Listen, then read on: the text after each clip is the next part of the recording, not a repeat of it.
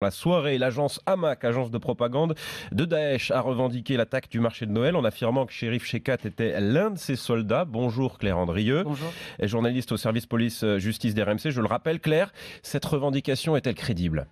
Eh bien, on sait que l'organisation terroriste n'hésite pas à s'approprier des attentats perpétrés par des individus isolés et qu'aucun signe d'allégeance à Daesh n'avait été détecté chez Cherif Shekat alors qu'il était suivi depuis 2 ans par la DGSI.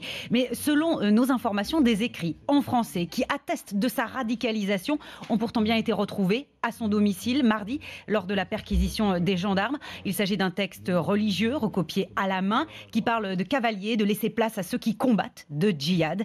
Le fondamentalisme religieux du tueur ne fait pas de doute, tout comme celui de son entourage.